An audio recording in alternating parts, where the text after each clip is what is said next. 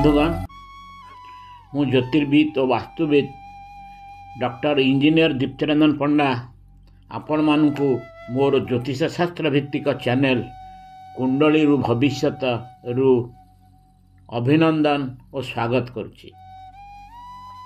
आम पूर्व अध्याय ग्रह मानकर केते प्रधान ज्ञातव्य तथ्य उपर आलोचना करथिले। आज तार द्वितीय भाग में ग्रह मानकर अन्य सब किछि चरित्र आज आम आलोचना करिबा।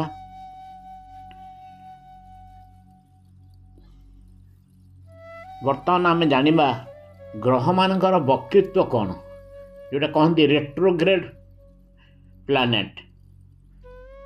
वक्री होची 9टी जाक ग्रह मध्य रवि और चंद्र सर्वदा मार्गी, तांकर वक्रगति नहीं। तामाने सी गोटे घर आर घर को जिबे, तांकर पछगति ना पछुआ गति नहीं। सेमिति राहु केतुंग गति सर्वदा वक्री।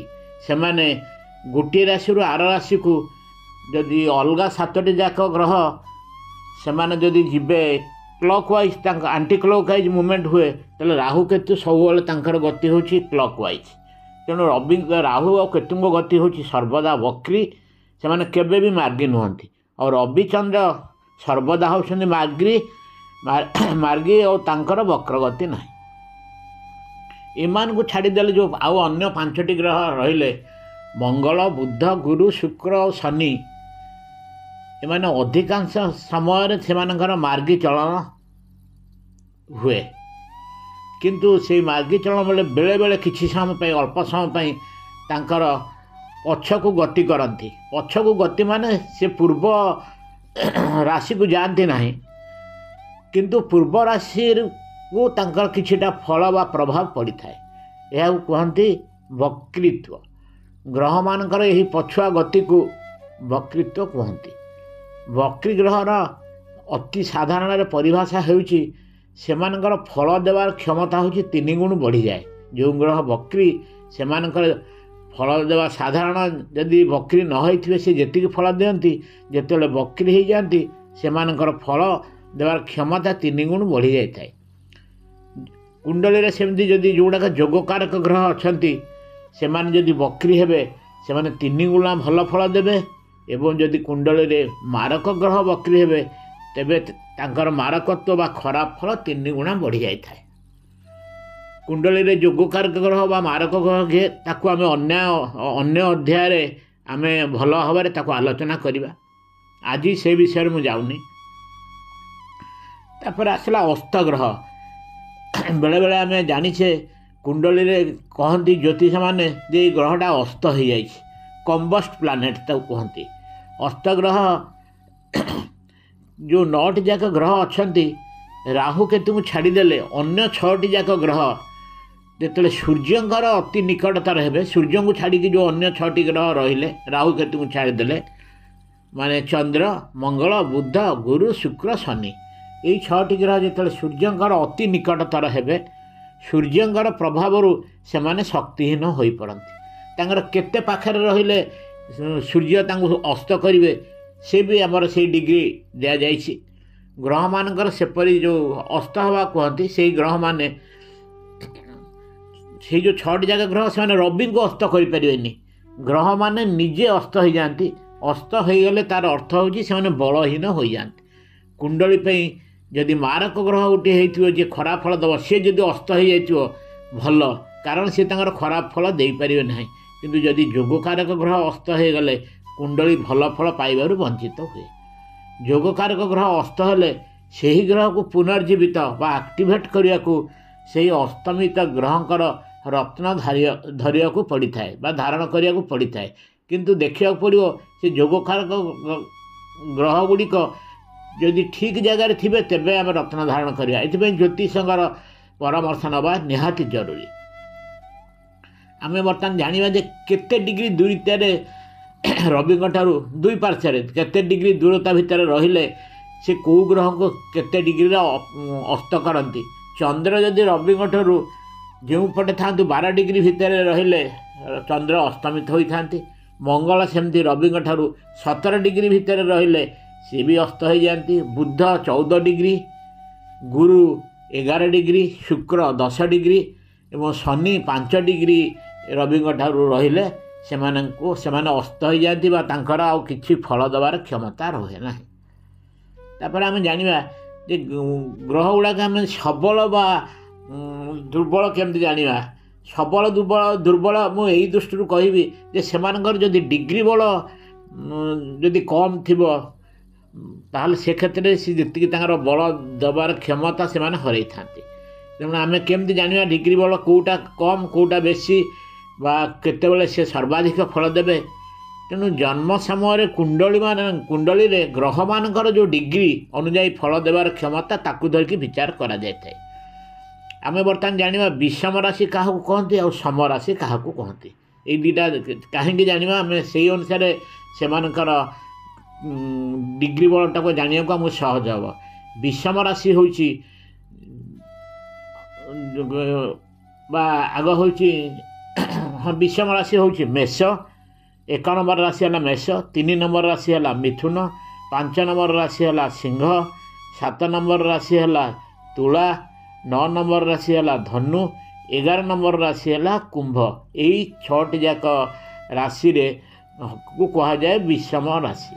सम राशि क्या कह जाए 2 नंबर राशि यथा वृष, 4 नंबर राशि यथा कर्कट, 6 नंबर राशि यथा कन्या, 8 नंबर राशि यथा बिच्छा, 10 नंबर राशि मकर एवं 12 नंबर राशि हेले मीन। एमाने हेले सम राशि। तेणु आमर जदि राशि माने जो जेकोसी ग्रह यदि विषम राशि 0 ରୁ 6 डिग्री भितर से थिबे बा सम राशि 24 ରୁ 30 डिग्री थिबे ताकू आम कहती बाल्यावस्था। सेमानकर क्षमता देवार प्रतिशत अति बेसी हेले 25 डिग्री पर्यंत से क्षमता दे पारिबे। किंतु 0 पाखापाखि बा 29 डिग्री 30 डिग्री रहिले सेमानकर क्षमता देवार शक्ति टोटाल किछि न थाए।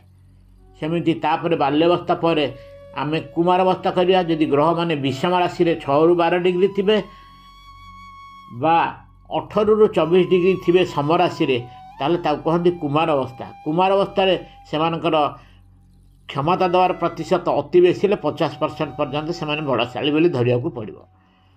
तापर आम आसवा युवावस्था। विषम राशि ग्रह माने यदि 12 डिग्री ରୁ 18 डिग्री थिबे बा सम राशि 12 डिग्री ରୁ 18 डिग्री ताकू कह जाए ग्रह मानकर युवावस्था। यही समय युवक अवस्था जो था से मैक्सीम फल बा 100% फल से बहुत सामर्थ्यवान ग्रह मान बोली आम धरिया पड़ा। तांकर बल जदि देखा से पूरापूरी अधिक 100%। सेमिति आम आसवा तापर वृद्धावस्था। वृद्धावस्था क्या कहती यदि विषम राशि ग्रह मान थे 18 डिग्री ରୁ 24 डिग्री बा सम राशि 6 डिग्री ରୁ 12 डिग्री थे ताले ताकू कहती वृद्धावस्था। से पावर 50% क्षमता को कमी जाए। सभा शेष को मृतावस्था कहते। मृतावस्था हूँ सेमती विषम राशि 24 डिग्री ରୁ 30 डिग्री बा सम राशि 0 ରୁ 6 डिग्री थे ताकू मृतावस्था कहते। किंतु पाखापाखि जदि 30 डिग्री बा 29 30 डिग्री बा 0 डिग्री 1 डिग्री रहती ग्रह माने यही कंडीशन रे ताले मृतावस्था क्षमता देवार किछि शतकड़ा शून्य। तापर आम आसवा ग्रह मानकर दृष्टि। आउ गोटे जिन समस्त जानी रखा कथा प्रत्येक ग्रह जो बास जो रहती सेठी जमती फल दियंती सी जहाँ जो घर को अनाती बा दृष्टि पकाती सेठी भी ठीक से ही फल दियंती। जदि रोथिबा घरे सी भल फल देवे सी जोटी दृष्टि पकेबे सेठिक भी तांकर प्रभाव बा दृष्टि जोगु सेठिक भी सही घर को भी से भल फल देवे। तेणु आम बर्तमान जाना कौ ग्रहर दृष्टि कौटे हूँ प्रत्येक 9टी जाक ग्रहंकर विपरीत अर्थात सप्तम ग्रह पर दृष्टि थाए। सब ग्रह 9टी जाक ग्रहंकर सप्तम ग्रह को समस्त दृष्टि थाए। तापर हूँ रवि चंद्र बुध शुक्रंकर केवल सप्तम ग्रह पर दृष्टि थाए। अर्थात से माने रवि चंद्र बुध और शुक्र जो घरे रे सी जो फल देवे सप्तम घर को दृष्टि अनुसार यही 4टी जाक ग्रह सेमती फल देवे। ये 4टी ग्रह को छाड़देले आउ जो अन्य 5टी ग्रह रहिले किए किए मंगल गुरु शनि राहु केतु सेमानकर सप्तम दृष्टि सहित आहरी 2टी लेखे ग्रह को दृष्टि थाए। କ'ଣ କ'ଣ ଥାଏ ଯେଉଁ ରବିଙ୍କର ମୁଁ ଯେଉଁ 5ଟି ଯାକ ଗ୍ରହ ବାକି ରହିଲେ ମଙ୍ଗଳଙ୍କର 3ଟି ଘରକୁ ଟୋଟାଲ୍ ଦୃଷ୍ଟି ଥାଏ। ଚତୁର୍ଥ ଘର, ସପ୍ତମ ଘର ଏବଂ ଅଷ୍ଟମ ଘର। ଗୁରୁଙ୍କର 5ମ ଗୃହ, 7ମ ଗୃହ ଆଉ 9ମ ଗୃହ। ଶନିଙ୍କର 3ୟ ଗୃହ, 7ମ ଗୃହ ଓ 10ମ ଗୃହ। ରାହୁଙ୍କର 5ମ ଗୃହ, 7ମ ଗୃହ ଓ 9ମ ଗୃହ। କେତୁଙ୍କର 5ମ ଗୃହ, 7ମ ଗୃହ, 9ମ ଗୃହ। ତେଣୁ ଆଜି ପାଇଁ ଆମେ ଏତିକି ଆମେ ଜାଣିଲେ। ଆଉ ତାପରେ ଆଉ ଗୋଟିଏ ଜିନିଷ ହେଉଛି ଗ୍ରହମାନେ ସବଳ ଦୁର୍ବଳ କାହାକୁ କହନ୍ତି। ଗ୍ରହମାନଙ୍କର ଏଇ ଯେଉଁ କ୍ୟାରେକ୍ଟରିଷ୍ଟିକ୍ ବିଭିନ୍ନ ଜିନିଷକୁ ଦେଖି ବା ଚରିତ୍ରକୁ ଦେଖି ତାଙ୍କୁ ସବଳ ବା ଦୁର୍ବଳ କହିବା। କେମିତି କହିବା? ସବଳ ବା ସାମର୍ଥ୍ୟବାନ ଗ୍ରହ କାହାକୁ କହିବା? ଯଦି ସେଇ ଗ୍ରହ ଉଚ୍ଚ ସ୍ତରରେ, ଯେଉଁଟା ଆଗରୁ ଆମେ କହିଥିଲେ ଉଚ୍ଚ ରାଶିରେ ବା ଉଚ୍ଚ ସ୍ତରରେ ଥିଲେ ସେ ସର୍ବାଧିକ ବଳୁଆ। ଗ୍ରହମାନେ ଯଦି ମୂଳ ତ୍ରିକୋଣ ରାଶି ବା ନିଜ ସ୍ୱରାଶିରେ ଥିଲେ ମଧ୍ୟ ବଳବାନ। ଗ୍ରହ ଭର୍ଗୋତ୍ତମ ହୋଇଥିଲେ ବି ବଳବାନ। ଭର୍ଗୋତ୍ତମ ହେଉଛି ଗ୍ରହ, ଯେକୌଣସି ଗ୍ରହ ସେ ଜନ୍ମକୁଣ୍ଡଳୀରେ ଯେଉଁ ରାଶିରେ ଥିବେ, ଯଦି ନବାଂଶ କୁଣ୍ଡଳୀରେ ସେଇ ରାଶିରେ ଥିବେ ତାହେଲେ ତାକୁ କୁହାଯାଏ ଭର୍ଗୋତ୍ତମ। ତାପରେ ଗ୍ରହ ସୌମ୍ୟ ଗ୍ରହଙ୍କର ଦୃଷ୍ଟି ପାଉଥିଲେ, ବୁଧ, ଗୁରୁ, ଚନ୍ଦ୍ର, ଶୁକ୍ର ହେଲେ ସୌମ୍ୟ ଗ୍ରହ। ଯଦି ଏମାନଙ୍କ ଦୃଷ୍ଟି ସେଇ ଗ୍ରହଟି ପାଉଥିବ ତାହେଲେ ବି ସେ ସବଳ ଗ୍ରହ ବା ସାମର୍ଥ୍ୟବାନ ଗ୍ରହ ବୋଲି ଧରାଯାଏ। ଗ୍ରହ ଯଦି ତ୍ରିକୋଣରେ ଥିବେ ବା କେନ୍ଦ୍ରରେ ଥିବେ, ତ୍ରିକୋଣ ହେଉଛି କାହାକୁ କୁହାଯାଏ? ଗ୍ରହ ଯଦି ଲଗ୍ନରେ ବା 5ମ ସ୍ଥାନ ବା 9ମ ସ୍ଥାନରେ ଥିବେ ତାହେଲେ ଏହାକୁ ତ୍ରିକୋଣ କୁହନ୍ତି। ସେମିତି କେନ୍ଦ୍ର ହେଉଛି ଗ୍ରହ ଯଦି ଲଗ୍ନରେ ବା 4ର୍ଥ ସ୍ଥାନରେ ବା 7ମ ସ୍ଥାନରେ ବା 10ମ ସ୍ଥାନରେ ଥିଲେ ତାଙ୍କୁ କେନ୍ଦ୍ରରେ ଅଛନ୍ତି ବୋଲି କୁହନ୍ତି। ସେ ଗ୍ରହ ଯଦି ତ୍ରିକୋଣ ବା କେନ୍ଦ୍ରରେ ଥିବେ ସିଏ ବି ସାମର୍ଥ୍ୟବାନ, ଅଧିକ ବଳ ସବଳ ବୋଲି କୁହାଯାଏ। ଗ୍ରହ ଯେଉଁ ଗୃହରେ ବାସ କରୁଥିବେ ସେହି ଗ୍ରହଙ୍କର ପ୍ରଭାବ ପାଇଲେ ସେହି ଗ୍ରହ ଉଚ୍ଚସ୍ଥ ହୋଇଥିବେ ବା ସ୍ୱଗୃହୀ ହୋଇଥିବେ। ବର୍ତ୍ତମାନ କୁଣ୍ଡଳୀରେ ଆମେ କହିବା ଦୁର୍ବଳ ଗ୍ରହ କାହାକୁ କହନ୍ତି? ଦୁର୍ବଳ ଗ୍ରହ ସେମିତି ଯଦି ଗ୍ରହ ନିଚ ରାଶିରେ ଥିବେ ତାହେଲେ ସେ ଦୁର୍ବଳ। ଗ୍ରହ ନିଜର ଶତ୍ରୁ ଗୃହରେ ଥିଲେ ସେ ଦୁର୍ବଳ। ଗ୍ରହ ଯଦି ଅସ୍ତ ବା ଅଂଶବଳ କ୍ରମ ଥିବ, ଅଂଶବଳ କ୍ରମ ମାନେ 0ରୁ 1 ଡିଗ୍ରୀ ବା 29 ଡିଗ୍ରୀରୁ 30 ଡିଗ୍ରୀ ଥିଲେ ସେ ଗ୍ରହ ଦୁର୍ବଳ। ଗ୍ରହ ଯଦି ଅସ୍ତ ହୋଇଯାଇଥିବେ ବି ସେ ଦୁର୍ବଳ। ଗ୍ରହ ଯଦି ଖରାପ ଗ୍ରହ, ଆମର ଖରାପ ଗ୍ରହ କାହା କୁହନ୍ତି? ତ୍ରିସ୍ଥାନ କୁହନ୍ତି। 6ଠ ଘର, 8ମ ଘର ଆଉ 12ଶ ଘର। ଯଦି ଲଗ୍ନ ଠାରୁ ଗ୍ରହଟି ଏଇ 3ଟି ଯାକ ଘରେ ଥିବେ, 6ଠ, 8ମ ବା 12ଶରେ, ତାହେଲେ ସିଏ ବି ଖରାପ ଫଳ ଦେବେ। ଗ୍ରହମାନେ ପାପୀ ଗ୍ରହଙ୍କର ଦୃଷ୍ଟିରେ ବା ତାଙ୍କ ସହିତ ଯଦି ମିଶିକି ଥିବେ, ପାପୀ ଗ୍ରହ ମୁଁ କହିଛି ବୁଧ, ଗୁରୁ, ଚନ୍ଦ୍ର, ଶୁକ୍ର ହେଲେ ସୌମ୍ୟ। ଆଙ୍କୁ ଛାଡ଼ିଦେଲେ ଅନ୍ୟ ଯେଉଁ 5ଟି ଗ୍ରହ ରହିଲେ ରବି, ମଙ୍ଗଳ, ଶନି, ରାହୁ, କେତୁ, ତାଙ୍କ ସହିତ ବା ତାଙ୍କ ଦୃଷ୍ଟି ଥିଲେ ସେ ବି ଖରାପ ଫଳ ଦେବେ। ଆଜି ପାଇଁ ଏତିକି। ଜୟ ଜଗନ୍ନାଥ। ମୋର ଚ୍ୟାନେଲକୁ ସବସ୍କ୍ରାଇବ୍ ଓ ଲାଇକ୍ ଯଥେଷ୍ଟ ମାତ୍ରାରେ ସେୟାର କରିବାକୁ ଅନୁରୋଧ। ଜୟ ଜଗନ୍ନାଥ।